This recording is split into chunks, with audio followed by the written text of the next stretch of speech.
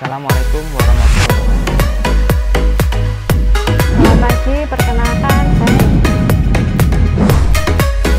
Sedangkan pada pemeriksaan dan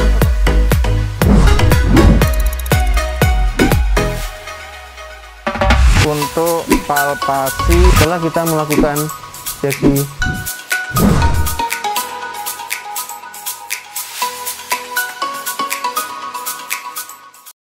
Assalamualaikum warahmatullahi wabarakatuh. Salam agromedis. Perkenalkan, saya Dr. Septa Surya Wahyudi, spesialis urologi. Kali ini kita akan belajar bersama mengenai pemeriksaan genitalia pada pria. Mari kita saksikan bersama video berikut ini.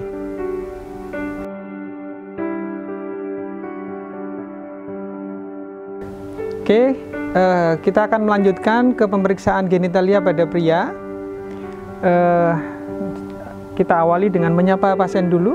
Bapak, permisi, saya Dr. Septa yang berjaga hari ini. Bapak, dari hasil wawancara tadi saya akan melanjutkan dengan pemeriksaan fisik. Salah satunya adalah pemeriksaan genitalia ini atau alat kelamin Bapak. Bapak, pemeriksaan ini bertujuan untuk mengetahui adakah ketidaknormalan atau kelainan yang Bapak alami atau derita yang disesuaikan dengan keluhan yang Bapak sampaikan tadi. Apakah Bapak berkenan? Oke, jika pasien berkenan, kita sampaikan juga bahwa Bapak dalam pemeriksaan ini nanti saya akan melihat seluruh alat kelamin Bapak, karena ini adalah bagian dari privasi buat pasien. Kemudian saya juga akan menyentuh atau memegang untuk mengkonfirmasi pemeriksaan tersebut agar lebih tepat. Oke, jika pasien sudah siap dan bersedia sesuai inform konsennya. Jika pasien laki-laki, pemeriksaannya adalah laki-laki, boleh langsung. Jika pemeriksanya perempuan atau berbeda gender, mungkin perlu didampingi oleh perawat laki-laki.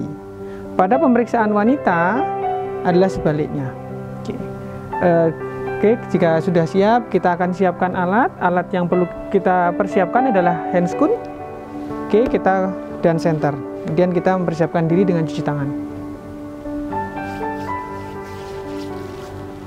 Oke, setelah cuci tangan, kita keringkan. Kita bisa pakai, menurut saya lebih baik pakai handscoon, karena kita menyentuh area yang sebagian kontaminan.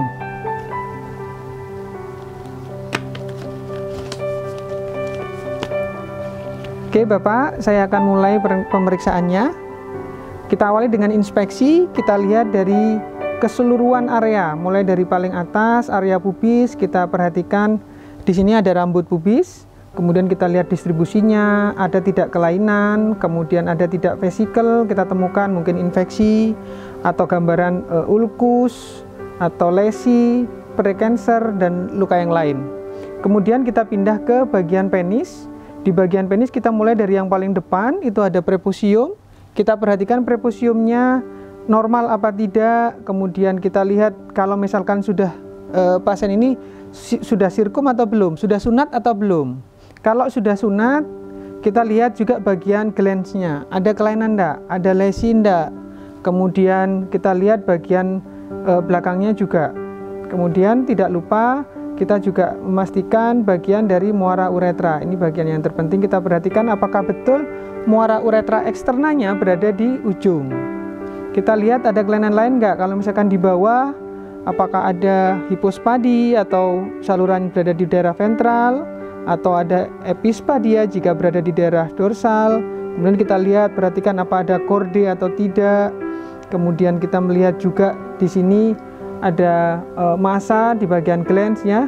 Jadi pada saat ingin melihat glans, daerah prepusium ini pada pasien yang tidak sirkumsisi atau tidak sunat, kita tarik ke bagian belakang atau kita retraksikan. Kita lihat corona glans-nya, kita lihat sulcus conariusnya, kita lihat smegmanya. Kalau ada nanti kotor kita bersihkan biar evaluasi kita itu lebih bagus. Kemudian kita perhatikan ada nggak lesi atau massa, ada nggak ulkus, misalkan ada sifilis ya. Kemudian oke, selanjutnya kita mulai dengan palpasi pada area penis. Palpasi pada area penis itu adalah seluruh area penis ini kita palpasi, mulai dari prepusium ya. Ini karena prepusium sudah tidak ada. kita palpasi area propesiumnya, ada ndak massa, ada ndak kotoran. Kemudian kita lihat juga bagian dari glans-nya, kita juga palpasi. Oke, menggunakan ibu jari dengan telunjuk kita. Kemudian kita lihat atau kita raba bagian bawahnya. Kita tahu bahwa bagian bawah ini adalah, perhatikan di sini adalah korpus yang membawa uretra di bawahnya atau korpus spongiosa. Kemudian kita lihat juga di sini di korpus cavernosanya juga kita raba palpasi, ada tidak plak atau ada tidak massa atau ada juga bukan. Tidak lupa juga ya tadi pada muara uretra tadi, jika MUE ini kita juga perhatikan ada ndak discharge yang keluar. Apakah kalau keluar kita lihat apakah berwarna putih atau berwarna kuning. Kalau memang putih biasanya karena uretritis misalkan yang non gonore, tapi kalau yang kuning atau hijau mungkin yang gonore.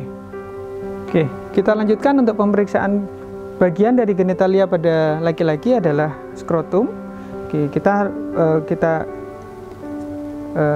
perhatikan atau inspeksi terlebih dahulu skrotumnya. Yang pertama adalah letaknya. Kanan dan kiri itu normalnya memang tidak sama tinggi, biasanya kanan agak tinggi sedikit itu normal. Kemudian kita juga perhatikan dari inspeksi ini ada tidak lesi, kemudian ada tidak gangren, ada tidak ulkus, luka, ada tidak abses. Kemudian perhatikan juga pembesaran skrotum.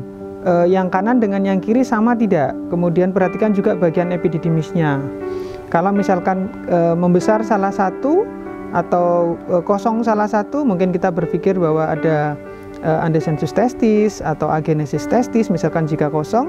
Atau misalkan kalau besar salah satu, mungkin kita perhatikan apakah mungkin karena hidrokel atau mungkin karena adanya varikokel ya. Kalau varikokel pada funikulusnya sini atau pada plexus pampiniformisnya, atau misalkan ada tumor atau keganasan, itu juga bisa. Atau yang lain di luar urologi, misalkan ada hernia juga mungkin membesar salah satu di skortalis. Itu kita temukan pada inspeksi. Kemudian yang berikutnya adalah kita lakukan palpasi. Pada palpasi, maka yang kita palpasi pertama, kita harus memastikan bahwa testisnya atau dalam isi skrotum ini kan testis, kita perhatikan apakah ada testis tidak. Testisnya kalau iya ada atau teraba, ada berapa jumlahnya. Normalnya ada dua, kanan dan kiri. Ada dua masing-masing. Kemudian kita sekaligus perhatikan konsistensinya. Apakah keras atau lunak.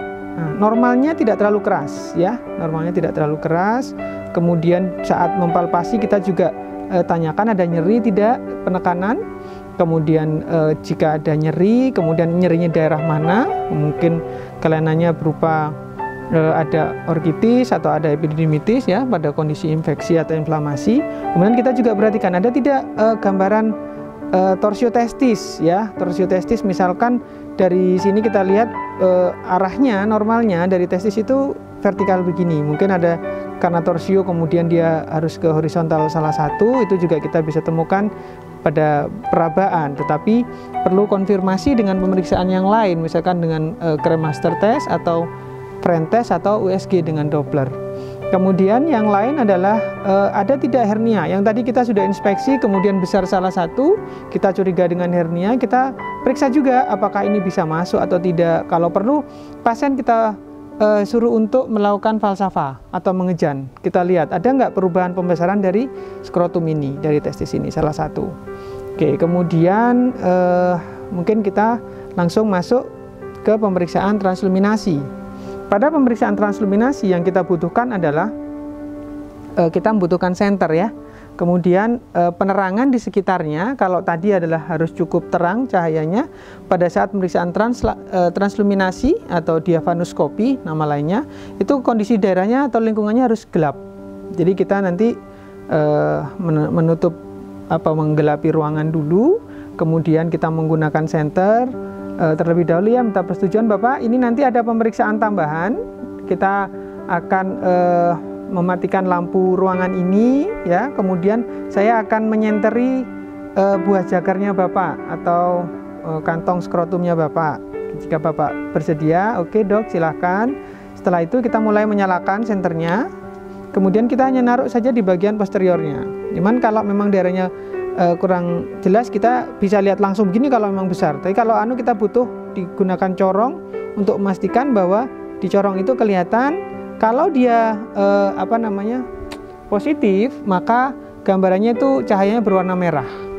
Oke, jika negatif itu seperti ini sebetulnya negatif. Jadi tidak tembus terhadap cahaya, kemudian dia juga tidak merah daerah sekitarnya karena ini manekin. Oke, kemudian setelah selesai pemeriksaan transluminasi, pemeriksaan genitalia, saya pikir sudah cukup sementara. Kemudian nanti kita lanjutkan dengan diskusi jika ada yang ditanyakan. Oke, terima kasih. Assalamualaikum warahmatullahi wabarakatuh.